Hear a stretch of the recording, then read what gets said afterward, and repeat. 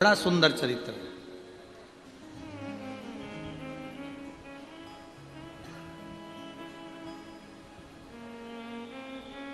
कामदेव का राजा था, शिव महापुराण में उसका नाम आता है सुदक्षण।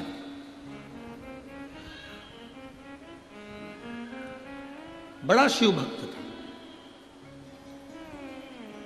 अब वो कामदेव का जो राजा था सुदक्षण अपनी धर्म पत्नी सुदक्षिणी के साथ में भगवान शिव की आराधना किया करता था, भगवान शंकर की आराधना।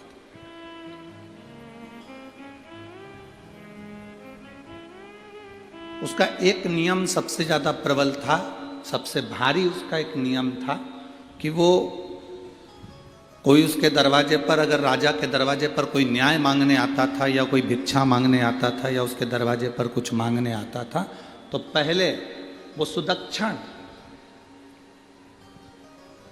उससे 108 बार भगवान शंकर का नाम मुख से निकलवाता था। कल आपको कथा में कहा था, डीले कम कर दे बाबू, कल आपको कथा में कहा था कि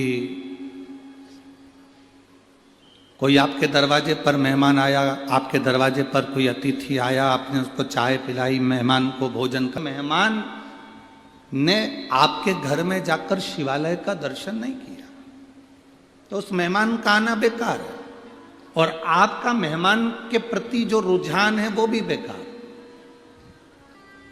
शंकर भगवान माता यशोदा जी के यहां पर मेहमान बनकर गए थे एक बार।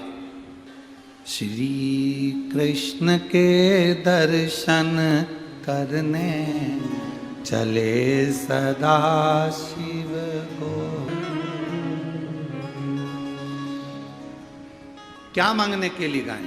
भगवान कृष्ण का दर्शन। मेहमान आए और तुम्हारे दरवाजे पर आकर के कि हमें भगवान का दर्शन करा दो, तो समझ लो कि मेहमान भी सार्थक है और तुम्हारा घर भी सार्थक है। ये दोनों।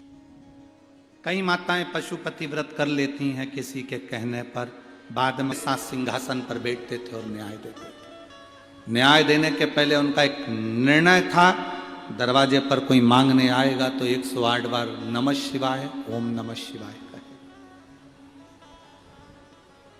न्याय दिया जाएगा तो उसमें भी श्री शिवाय नमस्तुभ्यम या ओम नमः शिवाय कहा जाएगा। बहुत जरूरी है। आप भी एक नियम बना लो।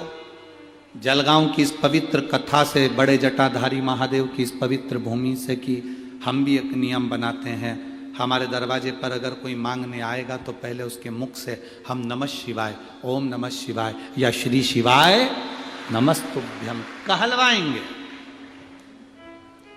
रोटी का दान देने से पहले, धन का दान देने से पहले, अन्न का दान देने से पहले, सामान का दान देने से पहले हम नाम का दान देंगे। नाम का दान।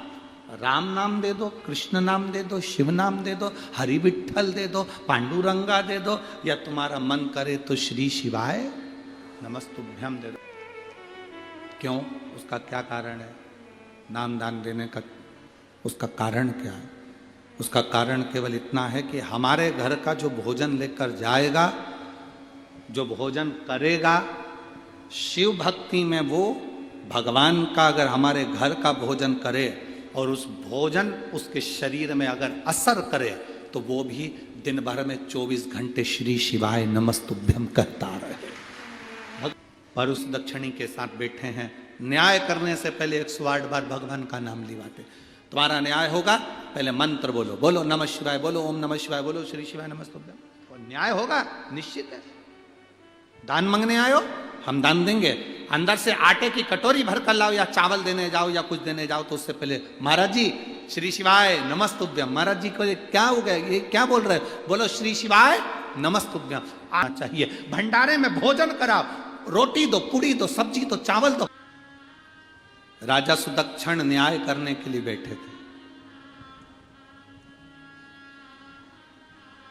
न्याय देने से पहले उनके मुख से निकला हुआ मंत्र का स्मरण सुख देता।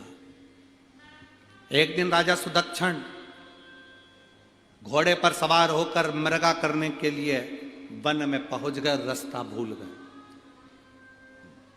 मार्ग भूल गए।